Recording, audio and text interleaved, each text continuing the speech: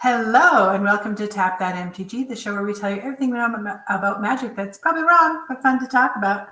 I'm Shauna, and today we are bringing you a Commander deep dive that we love to do. We have some new Commander decks coming out, pre-constructed Commander decks. So in this video, we're going to break down all the cards in the deck, talk to you about what it's meant to do and how to use it.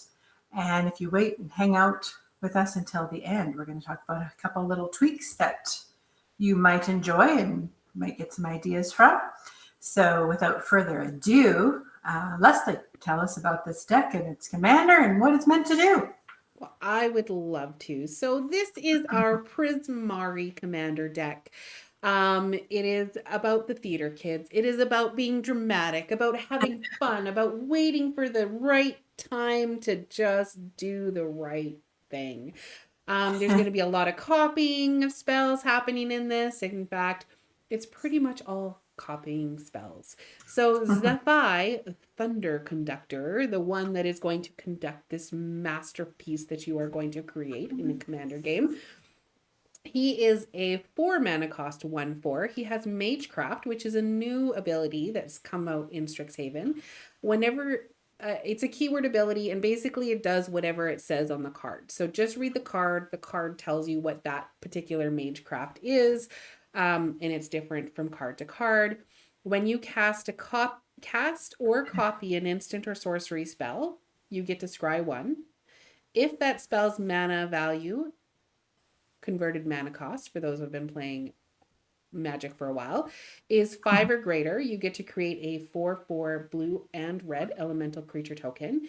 And if the spell's mana value is 10 or greater, Zephi, Thunder Conductor, deals 10 damage to an opponent chosen at random. I love the fact that this is at random, so you never know what's going to happen. We'll talk a little bit about converted mana costs and X mana costs and what that all means a little bit later, but your 4/4 blue elemental creature token is probably going to show up more often than not. So yeah, I love also that this is whether you cast them or copy them, you're going to create. And if you do both, you cast it and copy it, it's going to trigger twice. So Zephi, the Thunder Conductor, is going to be super fun. One thing we did talk about is that this deck is really geared towards a more seasoned player because there's a lot of timing involved and knowing how to specifically cast or flash in your copy spells in order to get the right things happening on the stack. But hopefully by the end of this video, someone that's maybe new to Magic might understand how to play those cards a little bit better. That's what we're here for. So why don't you break down this deck for us, Shauna? Tell us about what the guts are. Okay, so this deck, as far as mana curve goes, it's fairly high on the high end of mana cost because, of course, you want your commander says things that cost 5 or even 10 or greater. So you're going to want to have a lot of those kinds of spells that you're going to copy. You're going to make it worth your while because you're going to get double. So that's really nice. So this is a little high as far as mana cost goes. We've only got, let me see, 13, 18 below 4 mana cost. And then we have the rest is all above that, with 13 being at 5 and 12 being at 7, 14 being at 7 plus. Well, not really, I guess. 12 being at 7 plus and 2 that have X in the mana cost that we're going to get to, like Leslie said. This deck has 37 lands, 23 red spells, 22 blue spells, 9 multicolor and 9 colorless. So pretty evenly split between the red and the blue. And then we've got our card types. So we've got 1 planeswalker, basically, 3 enchantments, 9 artifacts, 29 instances and sorceries, because that's what this deck is about, 21 creatures, and that 37 lands. So that's the breakdown of the card type on this deck.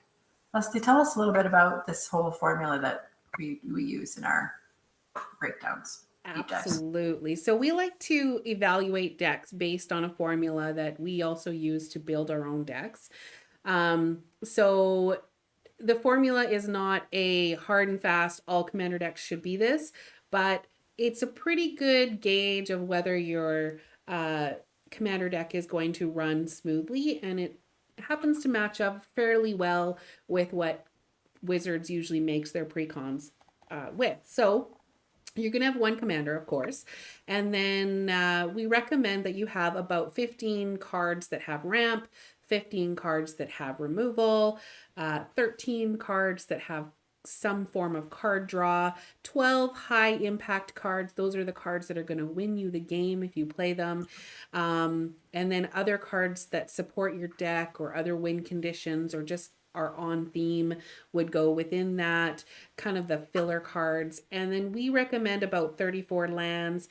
All of those can fluctuate between 1 and 2 up or down depending on your deck and what you mean it to do. Sometimes it doesn't fit at all, but that's what we're going to use today to just kind of evaluate this deck and see where it's at. So what's our first section? Our first section is the ramp mana generators. So the formula calls for 15. We think there are 14 in this deck. So that's right on. And you definitely need them in this deck because of all the high mana cost things. We're going to start with the good old arcane signet that has become a staple. And it is for 2, an artifact that you can add 1 mana of any color in your commander's color identity. So very handy. And Hedron Archive, I think it's in all of these 5 commander decks now that I'm thinking about it. But this is a nice one because it also does card draw and it taps for 2 colorless mana. So it's just a 4 mana cost artifact, taps for 2, and later on you can use it for card draw. So it fits in 2 categories, which is fantastic. So the red and the blue color combination is called Izzet as far as the guilds go, from the guilds from Ravnica. So this is the Izzet Signet that is a 2 mana cost artifact that you can pay 1 and it taps for both the red and red and the blue. We were just talking about red and white. So, there's one of these for each color combination. And this is the Izzet one. Mm-hmm. And funnily enough, creativity has always kind of been part of these 2 colors. Ral is one of the most dramatic characters in Ravnica, so he would fit right well with Prismari. Talisman of Creativity is a 2 mana cost artifact that taps for colorless.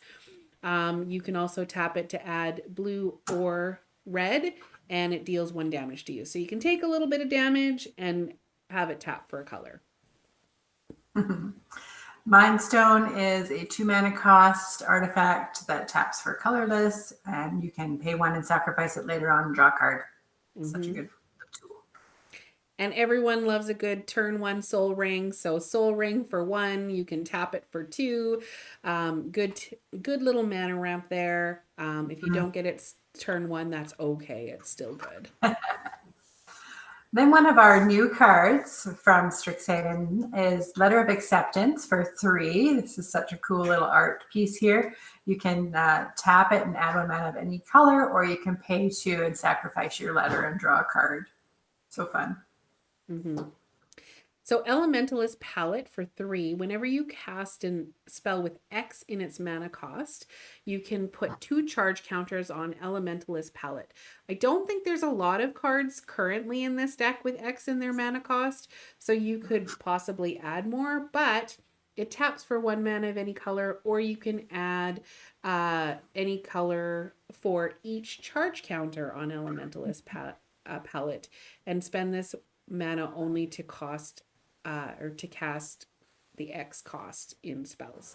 So not sure that this is a great fit for this deck as it's built, but you might want to add some of those X costs. Mm-hmm. Pyromancer's Goggles for 5. It's a legendary artifact that you can tap it and add red to your mana pool.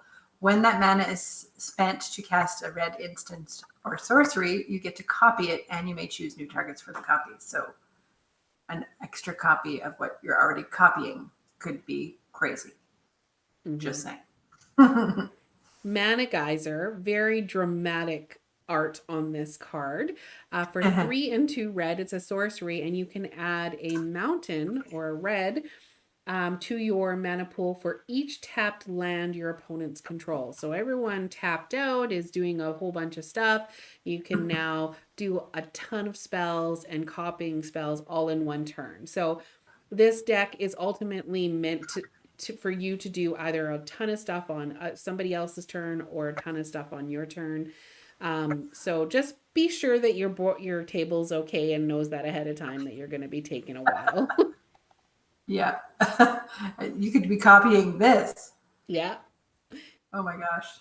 That would be so much mana. Oh my gosh. Okay. Speaking of mana, Seething Song for 3. It's an instant that you can add 5 red mana to your mana pool. Oh my gosh. So copy that twice and you've got 15 red mana. Oh dear. Crazy. Mm-hmm. Brass's Bounty for 7. For each land you control, create a colorless treasure artifact token. So potentially, if you wait until you have actually 7 land to play this, you're going to get 7 treasure tokens right off the bat just by playing it because you have 7 land to play it. So you can use treasures and you can use like commander spheres and soul rings to get it earlier. But in my opinion, I would wait until you have enough to make it worth it. But nice little mana ramp there. Yeah. Rousing Refrain for 3 and 2 red. It's a sorcery that you can add 1 red mana for each card in target opponent's hand. Until end of turn, you don't lose this mana as steps and phases end. And you exile Rousing Refrain with 3 time counters on it. You can also suspend this card. So rather than cast this card from your hand, you may pay the 2, the one in the red, and exile it with 3 time counters on it. And then at the beginning of your upkeep, remove a time counter, and when the last is removed, you cast it without paying its mana cost. So Leslie and I were talking about this yesterday, getting our heads wrapped around it, that so you can play this card and it gets suspended again anyways. So you're just going to keep playing it over and over and over again. It's never going to go away. It's kind of insane. Yeah. Get it out in the battlefield for 3. You're going to suspend it. When the suspend is over, you're going to cast it and then suspend it again. And it's just going to keep coming back. It's awesome. Yeah. Stormkiln Aerialist for 3 and a red is a nice little dwarf shaman 2/2. And it gets +1/+0 for each artifact you control. It has Magecraft, so that whenever you cast a copy of an instant or a sorcery spell, you get to create a treasure token. You're going to do a lot of copying in this deck, and so you're going to be getting treasures, which you can then use to cast those spells, because you're going to need lots of mana. All right, and then we're into the removal section of this deck. So the formula calls for 15. This deck only has 9.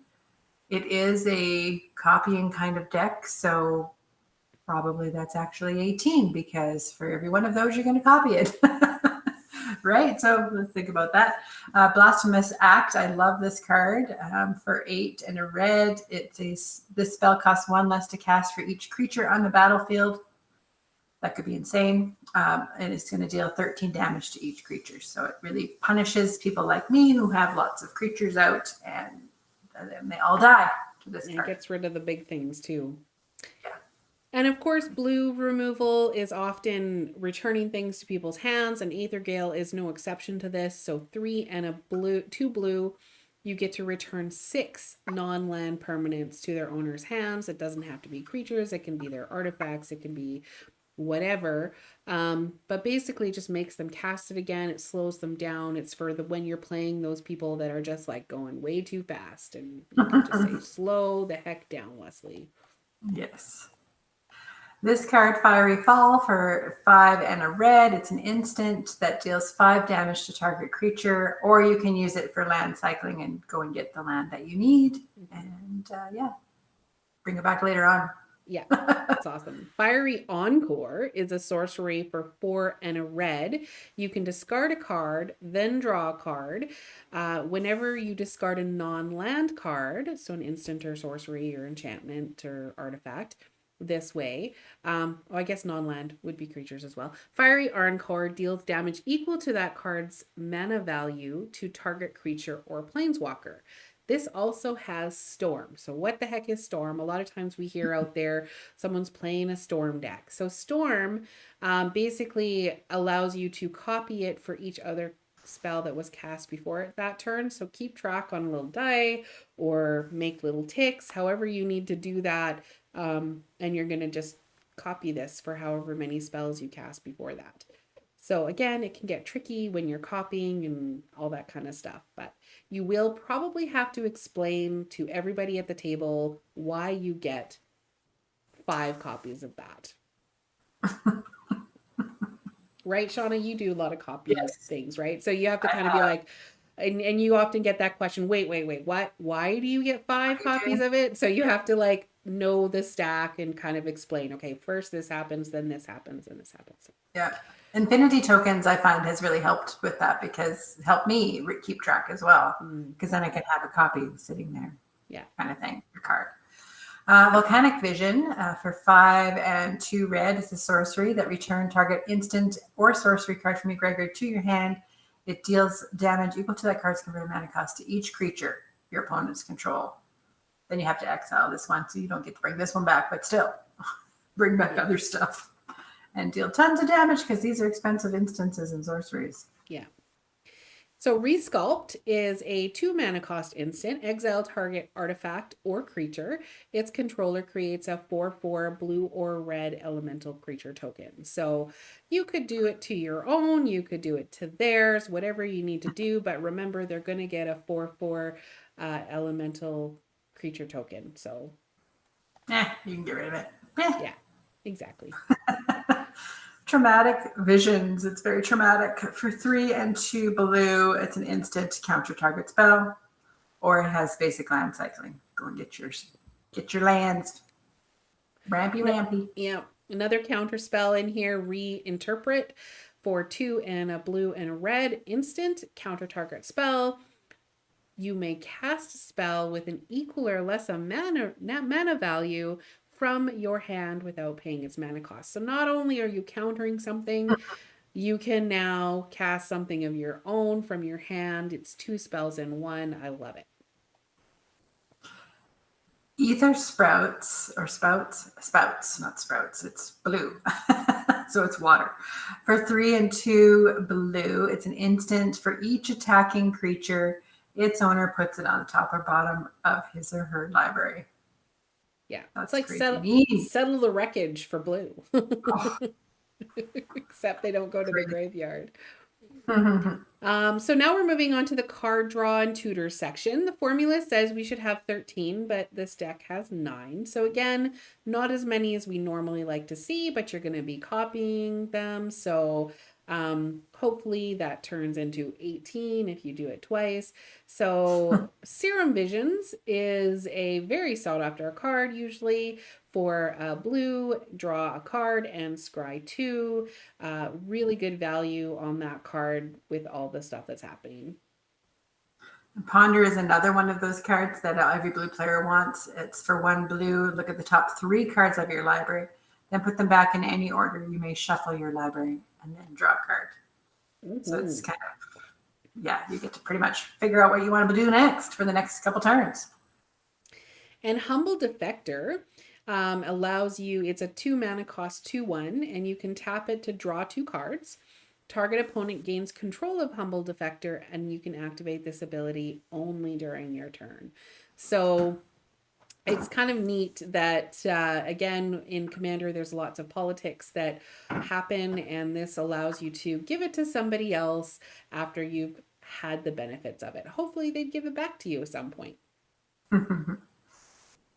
Brainstorm for 1 blue. It's another blue staple for all these blue players.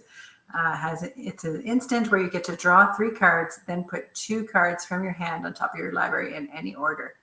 So definitely figuring things out. And Dig Through Time for 6 and 2 red. It's an instant card that allows you to look at the top 7 cards of your library, put 2 of them into your hand, and the rest at the bottom of your library in any order. So you get to basically dig through your deck to decide what you're going to do. Now, this card has Delve on it, and there is no text. on, oh, I'm not sure if the Strixhaven one will have text on it, but let's tell you what Delve is. It is a static ability, which means it's just on the card. And basically, it happens when Delve is on the stack. And for each generic mana in this spell's total cost, you can exile a card from your graveyard rather than pay for that mana. So those 6, if they're in your, if you have cards in your graveyard, instead of paying the 6 in mana, you can pay the 6 by exiling stuff from your graveyard. Be careful with that because this deck has a lot of cards that allow you to bring in play instants and sorceries back from your graveyard. Once you've exiled them, you cannot cast them again. So just be careful what you exile. Sometimes you need it. And I just want to say there's a puppy on this card. I know. He's digging through time. He's cute. Then we have Treasure Cruise, which is another delving kind of card, like Leslie just explained it, but it's a 7 and 1 blue, and you get to draw 3 cards. So again, thinking about what cards are in your graveyard. Mm-hmm. Faithless Looting is a card that you would not want to exile because it has flashback. 1 mana cost, draw 2 cards, then discard 2 cards. It also has flashback, which means that you can cast it from your graveyard for its flashback cost, and then you exile it. So, Inspiring Refrain is another one of those spend kind of crazy cards that we just keep playing over and over again. For 4 and 2 blue, it's draw 2 cards and then you exile it with 3 time counters on it. Or suspend it. So again, rather than paying its total mana cost, you pay the 3 in this case, exile it with the 3 time counters on it, and then pay that mana cost instead when you're removing the time counter. So yeah, it's another one of those ones you just over and over and over again. It's not fair. Expressive Iteration is the last one in this section. For 2, a blue and a red, you have a sorcery that allows you to look at the top 3 cards of your library, put one of them into your hand, put one of them on the bottom of your library, and exile one of them. And then you may play the exiled card this turn. So you're going to get one in your hand, one that you can potentially cast. The other one is the one that you're like, well, I don't need this turn or this game, so I'm just going to put it on the bottom of my library. So very, very dramatic, as Prismari should be. Then we're into our high impact cards. So in this deck, the formula we have says 12. In this deck, there are 18 because there are so many really amazing cards in this deck. So Swarm Intelligence for 6 and a blue. It's an enchantment. Whenever you cast an instant or sorcery spell, you may copy that spell and you may choose new targets. So it's just going to be sitting there copying copies and copies. Mm-hmm. It's so crazy. And if you're doing other things that copy spells, they're going to trigger separately. So, you know. Metallurgic Summoning for 3 and 2 blue is another enchantment. Whenever you cast an instant or sorcery spell, you get to create an XX colorless construct artifact creature token. That's a tongue twister. With X, where X is the spell's converted mana cost. So whatever that instant and sorcery costs to cast, you're going to create a nice little artifact creature, and you can pay 3 and 2 blue to exile Metallurgic Summonings to return all instants and sorcery cards from your graveyard to your hand. Activate this ability only if you control 6 or more artifacts. So you're going to be creating treasures count with that, other artifacts count with that as well. But all of those things that you have in your graveyard, if you haven't exiled them, are going to come back to your hand. So big turn next turn. Yeah. Epic Experiment for X. So here's one of those X cards and a blue and a red. Exile the top X cards of your library. You may cast instant and sorcery spells with converted mana cost X or less from among them without paying their mana cost. Then put all cards exiled this way that weren't cast into your graveyard. So it's a great way to get more cards in your graveyard that you can use, and playing cards for free is kind of insane. Blue and red loves to do that. So, tell me about converted mana cost or mana value and Sure. X. What is the converted mana cost of this spell? This converted mana cost of this card is only 2 because X is always 0 when you don't have anything else Yeah, to so do with just it. because you paid 18 into it doesn't mean it has a mana value of 18. It still only has a mana value of 2 because X doesn't count. And for some reason, I don't know why they did, but I did check it to make sure. But mana value is now the new term for converted mana cost. So they mean the same Yeah. thing. If Oh, sorry. so, Go ahead. question then: if that spell's mana value is 10 or greater, Hmm. would that count in this case when you do end up paying 10 into it? 10 plus 2. No, Would because that mana cause your value means go converted up? mana cost. Yeah. Okay. So Diluvian Primordial for 5 and 2 blue is a flying 5/5, and when it enters the battlefield for each opponent, you may cast up to one target instant or sorcery card from that player's graveyard without paying its mana cost. If the card cast this way would be put into a graveyard this turn, then you exile it instead. So whether they're playing things back from their graveyard or not, but you basically you're just going to steal some stuff from somebody else's deck, which is great, or from their graveyard, anyways. Yeah. So here is a 10 mana cost card, Apex of Power for 7 and 3 red, game ending kind of card. So it is a sorcery where you exile the top 7 cards of your library. Until end of turn, you may cast non-land cards exiled this way. If the spell was cast from your hand, add 10 mana of any one color. So you're going to get some mana to play All the all mana those cards back. that you're exiling. Yes, Mm-hmm. it's insane. I think this is the only 10 mana cost plus. Well, that card that's even in this deck. So Mm, you go back to your commander's ability. I don't think they want you to like deal do 10 10 damage. damage to people over and over again, but this is definitely kind of that set the stage, and then this happens and you win. So And make a Sunbird's mess. Invocation is an enchantment for 5 and a red, so 6. Whenever you cast a spell from your hand, you get to reveal the top X cards of your library, where X is the spell's converted mana cost or mana value. You may cast a card revealed this way with converted mana cost of X or less without paying its mana cost. Put the rest at the bottom of your library in random order. So you get to choose, you get to scry, you get to dig, and you get spells for free. I Awesome hate little that card when it was in enchantment. standard. Hated Yeah, it. hate it. Call the Skybreaker for 5 and 2 hybrid red and blue mana. It's a sorcery, put a 5/5 blue and red elemental creature token with flying onto the battlefield. And it has a ability called Retrace, where you may cast this card from your graveyard by discarding a land card in addition to paying its other costs. So it's going to be sitting there waiting for you for later. Mm-hmm.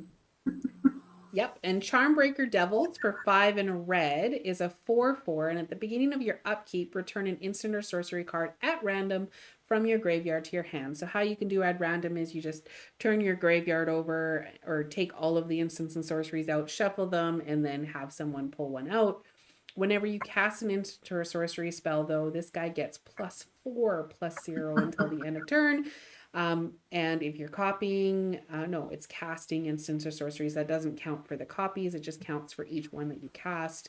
Um, so yeah, he has the potential to get big pretty fast. Yeah. Then we've got good old Elder Dinosaur Atali, the Primal Storm, for 4 and 2 red, a 6/6 big dino. Whenever it attacks, exile the top card of each player's library. Then you may cast any number of spells from among those cards without paying their mana costs. Mm-hmm. This was a game winner when it was in.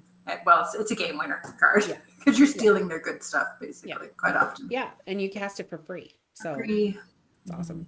Wildfire Devils is a 4 mana cost 4/2, and when it enters the battlefield and at the beginning of your upkeep, you choose a player at random. that player exiles an instant or sorcery from their graveyard, so they get to choose, and you get to copy that card. When or you may cast a copy without paying this mana cost. So you get it for free. They choose what it is, but you know, they may usually they have something that's going to benefit you. This can be a whiff. Whiff. What's a whiff? It can be something that like I've been in games where I've seen this and nobody has any instants and sorceries in their graveyard. Plus, you're choosing a player at random, so you don't know if they're going to have anything, but it's still a great card and it still has the potential to win you the game.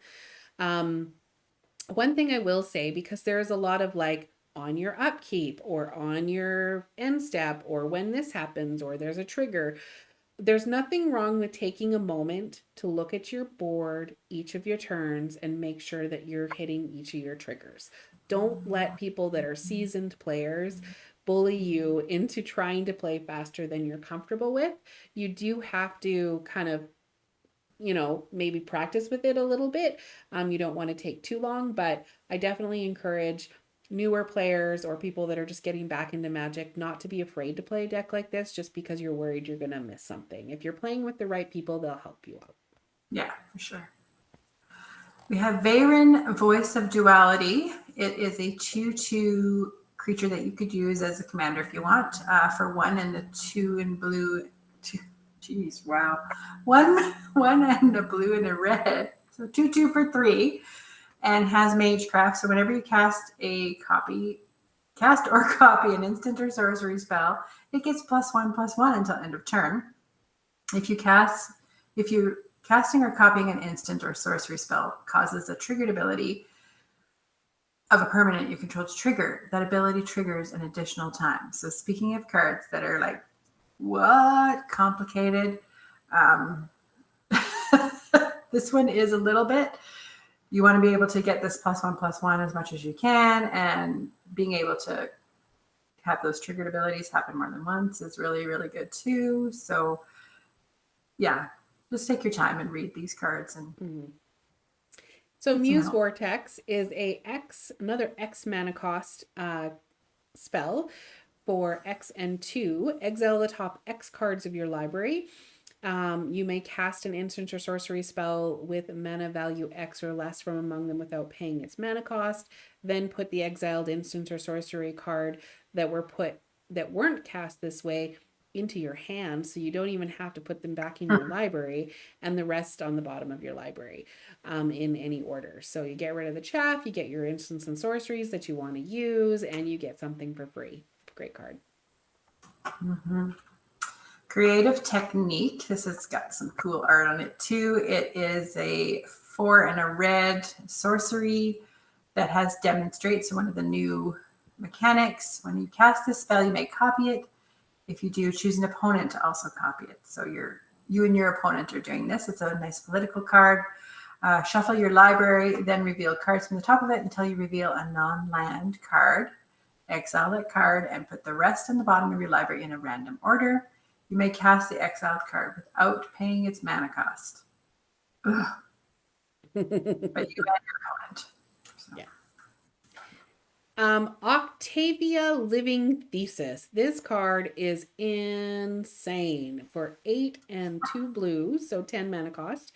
Legendary creature, Elemental Octopus. This spell costs 8 less to cast if you have 8 or more instant or sorcery cards in your graveyard. There is a very good likelihood that you are going to at some point. So now you've cast it for 2 blue. It has Ward 8. So what is Ward? Ward is basically a little buff or a shield that is on your creature. And it makes it so that any spell that targets or ability that targets that creature costs 8 more to cast, or whatever the ward value is. In this case, it's 8.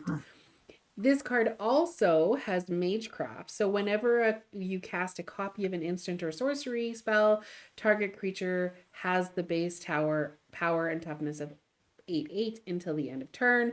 So now your 2/2 is an 8/8 because you've copied an instant or sorcery. This card has the potential to get super out of hand in this deck. It's crazy. when Shauna and I were talking about it, we were like, what? Are you kidding me? This is a good, I was just thinking, this is a good political card too, Yeah. because you could cast something on someone else's turn and say, hey, I'm going to give you an 8/8 so you can block that. Yeah. Yeah, exactly. Or so that you can swing in, hey, Shauna, we really need to take care of Johnny Boy over there.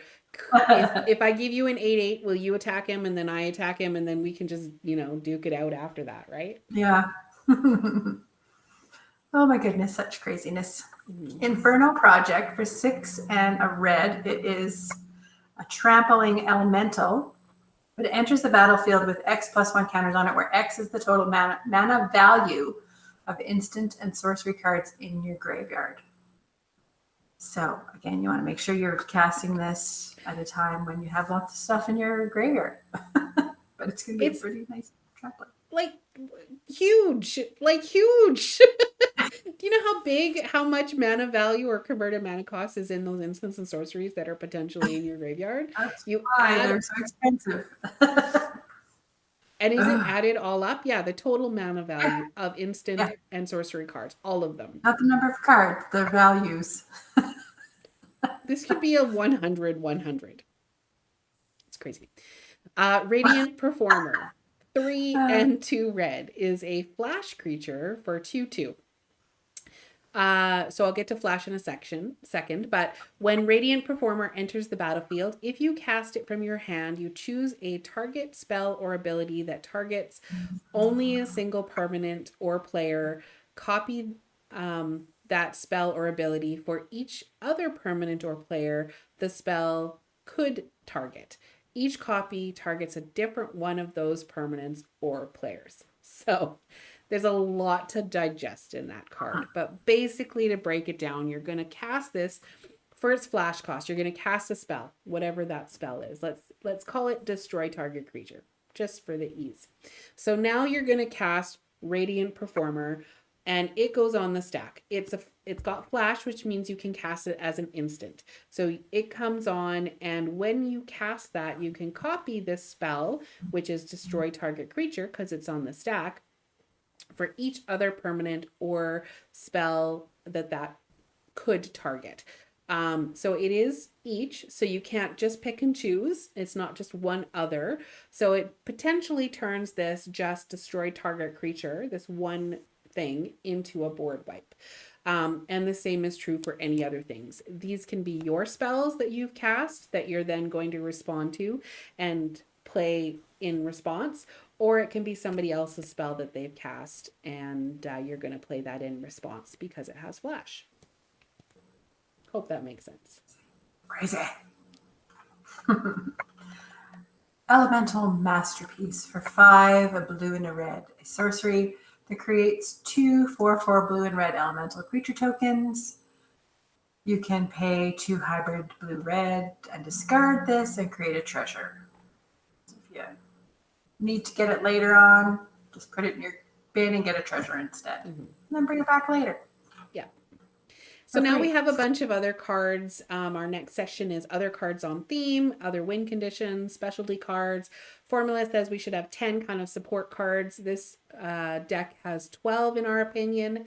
The first one is a nice one. It is Erratic Cyclops. This can get out of hand, but it is conditional, which is why it's in the other cards and other win conditions. So for 3 and a red, you get a Trample 0/8. But whenever you cast an instant or a sorcery spell, it gets +X/+0 until the end of turn, where X is that spell's converted mana cost. So it could be really plus anything. And if you're casting a bunch of spells, it's going to continue to stack up. And it has trample. So it's going to get into some damage. Yeah. With this deck for sure. One of my favorite cards, Jaya Ballard. This is a planeswalker for 2 and 3 red. She is made for this deck for sure. A 5 loyalty. Her +1, her first +1 is add 3 red mana, and you can only use that mana for instances and sorceries, which you're going to do. Or you can do a +1 and discard up to 3 cards and draw that many cards. So yeah, it's a great way to churn through your hand, churn through your deck. And her -8, which you were going to try to get to, you get an emblem that you may cast instants and sorcery spells from your graveyard.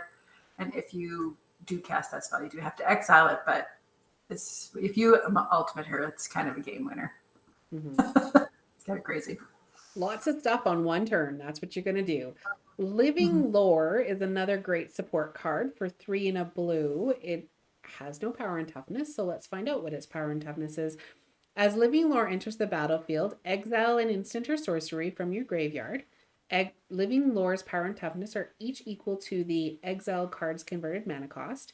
And when Living Lore deals combat damage to a player, you may sacrifice it. If you do, you may cast the exiled card without paying its mana cost. So it's a great way to kind of get a larger creature on the battlefield with one of your big or your high powered or high cost instant and sorceries. And if somebody kills it, you're going to basically hold that over their head as you don't want to kill this because then I'm going to cast this board wipe or whatever it is. This one, Narumeha, Master Wizard, for 2 and a 2 blue. It's a 3/3 human wizard that has flash. And when it enters the battlefield, copy target instant or sorcery spell you control.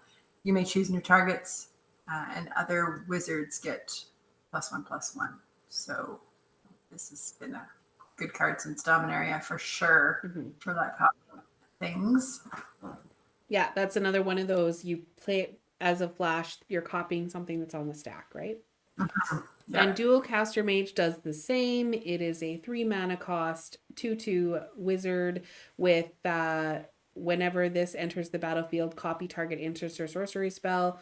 You may choose new targets for the copy, so you're going to flash that in and respond to whatever's on the stack. Talrand, Sky Summoner, 2/2 wizard, 2 and 2 blue. It is another creature that whenever you cast an instant or sorcery spell, create a 2/2 blue Drake creature token with flying, which is nothing to laugh at. I've seen this card go crazy so many times, making so many Drakes. It's insane. Yeah. And speaking of Drakes, Crackling Drake is a perfect little filler for this deck. For 2 blue and 2 red, you get a X4 where Crackling Drake's power is each equal to the total number of instants and sorceries in its owner's graveyard. So if you have 10 things in your graveyard that are instants or sorcery, oh yeah, and in exile. So it doesn't matter if they've been exiled. Thank you. So basically it could be a 10-4. And when it enters the battlefield, you get to draw a card. So nothing wrong with that. Rutha, Mercurial Artist for 1 blue and a red. It's a 1/4. This could be your commander as well. You can pay 2 and return it to its owner's hand. And in doing so, you copy target instant or sorcery spell you control. You may choose new targets. So this is a great way to just go back and forth with that whole copying thing. Kind of handy. Dazzling Sphinx is a 5 mana cost 5/4 flyer, and when it deals combat damage to a player, that player exiles cards from the top of their library until they exile an instant or sorcery, and then you may cast that card without paying its mana cost. Then that player puts the exiled cards that weren't cast this way on the bottom of their library. So you're putting stuff that they may potentially want on the bottom of their library. You also could be helping them get to what they need, but you're stealing their instant or sorcery and making it so that they can't cast it, which is fantastic. And you've got a big flyer with a big butt. Yeah. Ugh. Sly Instigator. It's a 2/4 wizard for 3 and a blue that has the ability you can pay 1 blue and tap it until your next turn. Target creature and opponent controls can't be blocked, and you goad that creature. Here's Leslie's political stuff again. She's going to do that for Maybe her. you should just be more political, Shauna. I just want to play creatures. Getting there. Getting there. It's very sly, this one, for sure. Ryona Fire Dancer is a legendary creature, human wizard for 5. It's a 3/4. At the beginning of combat on your turn, create X tokens that are copies of another target creature you control. And where X is 1 plus the number of instant and sorcery spells you've cast this turn. They gain haste, exile them at the beginning of your next end step. So basically, you're just creating little fiery copies of whatever thing that you want. And that is potentially a lot of things. The only reason it's not high impact is because it could be nothing. Yeah. Crazy. Surge to Victory is a sorcery for 4 and 2 red. Exile target instant or sorcery card from your graveyard. Creatures you control get +X/+0 until end of turn, where X is that card's mana value. Whenever a creature you control deals combat damage to a player this turn, copy the exiled card, and then you get to cast the copy without paying its mana cost. The upside to this, right? Like, it's pretty crazy. Ouch. So then the last one in this section is Mind's Desire for 4 and 2 blue. It's a sorcery that you shuffle your library and then you exile the top card of your library until the end of your turn. You may play that card without paying its mana cost. It also has Storm. So if you have done this right and you have used up all your mana, you cast a bunch of spells before it this turn, then you cast this spell, you're potentially getting several other cards for free. So nice little way to stack up. It's a good addition to this deck. The only reason, again, it's not in a high impact is because it is conditional to when you have it in your hand. Okay, and then we're into our land for this deck. The formula calls for 34. This deck has 37.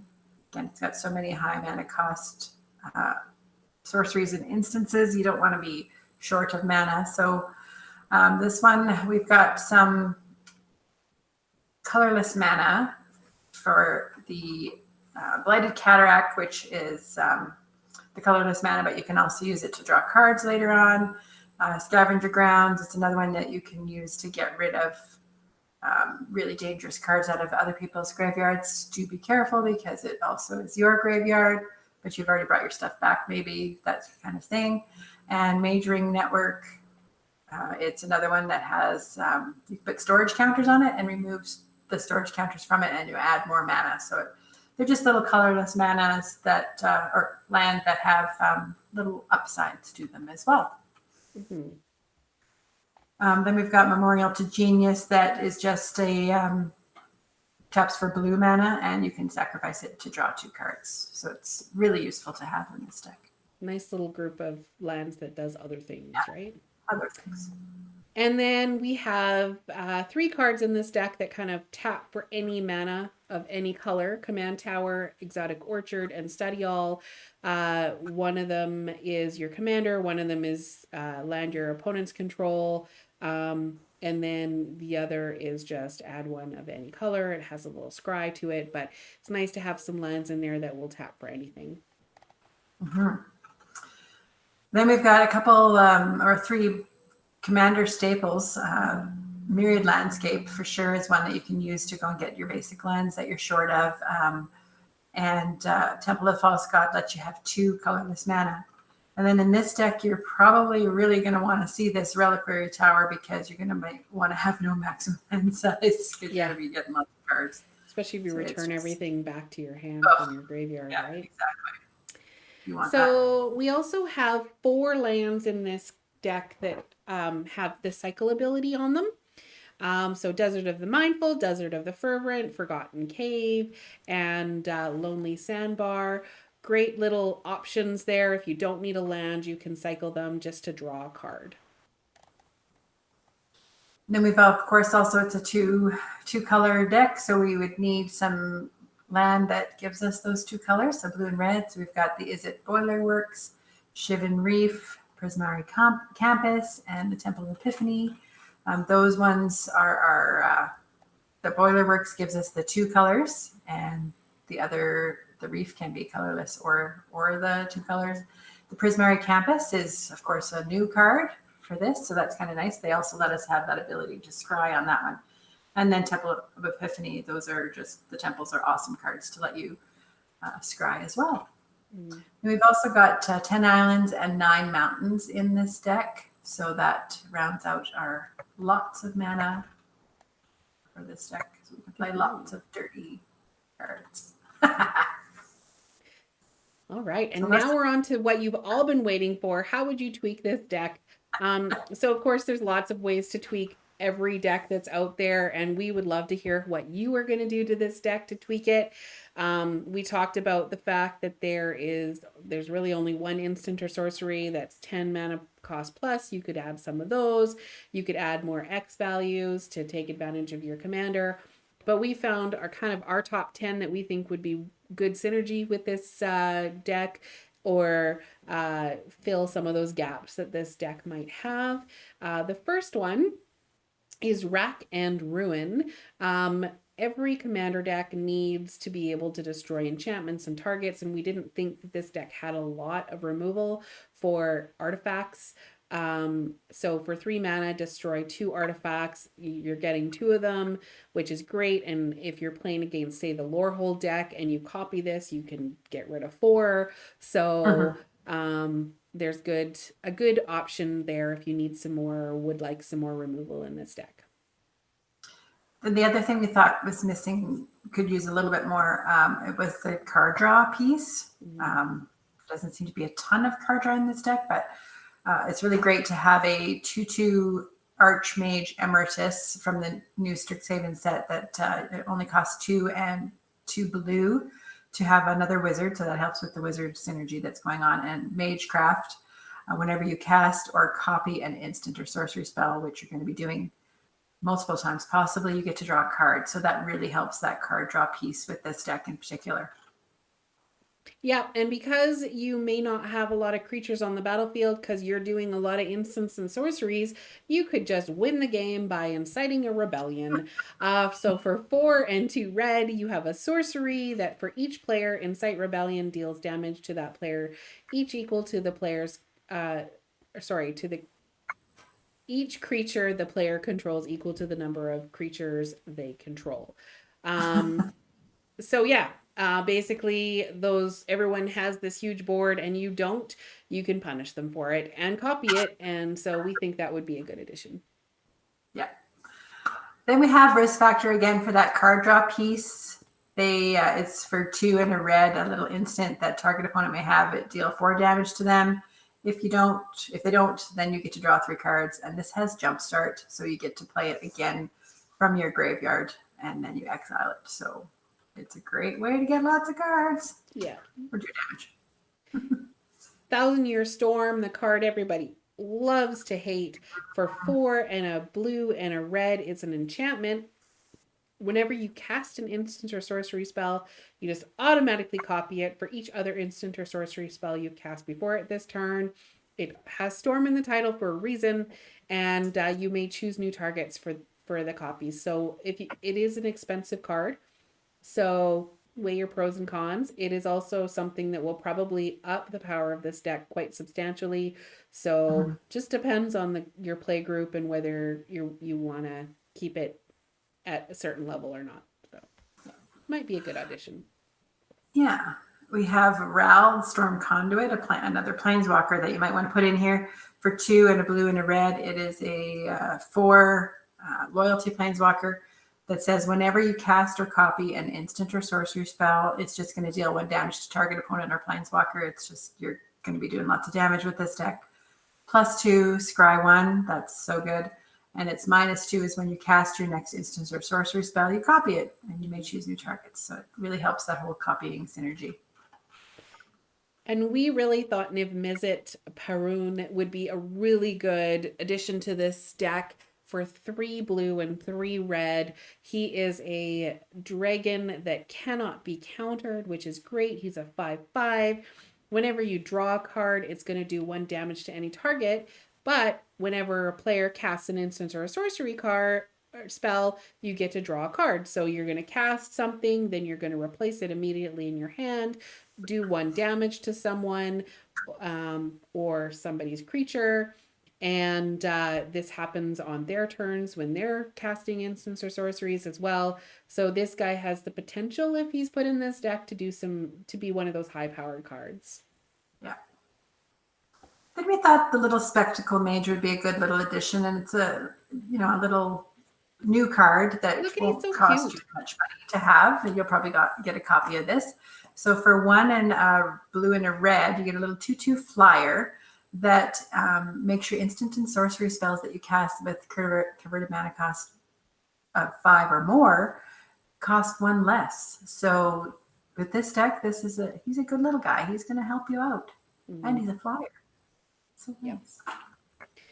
Magma Opus is an instant that costs 7, so another high power or a high converted mana cost instant that you can use in this deck. It deals 4 damage divided as you choose among any number of targets, and then you tap 2 target permanents to create a 4/4 blue and red elemental creature token and draw 2 cards. It is a Strixhaven card. Like, it just is kind of meant for this deck. If you want, you can pay 2 and discard it and create 2 treasure tokens and then decide to bring it back from the graveyard with one of your other abilities. So this is kind of one of those cards that I think was made to be put in this deck. Yeah. Then we have our last card that we thought would be good addition is Jaya's Emulating Inferno.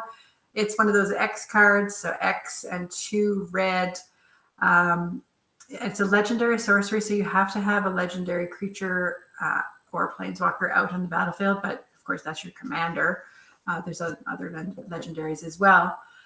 But it deals X damage to each of up to 3 targets. So that's each. So it's a great way to end the game. It's a great way to get rid of some stuff. It just, yeah. Mm-hmm. And there's lots of cards out there too that have X in the value. This was one of them that we kind of thought might be a good one to put in. But Banefire, there's a few other ones that we saw that we thought maybe would be a good one to put in. But just be careful with knowing what your converted mana cost is. Yeah. So that's really it for this time. Thank you so much for watching and listening. We are available on YouTube and podcasts and wherever you like to download things. Feel free to connect with us on Facebook and Twitter and Instagram. We'd love to hear what you think about this deck and how you want to tweak it. We'll see you next time. And in the meantime, tap those magic cards. And have fun doing it. Thanks, everybody. Bye, everybody.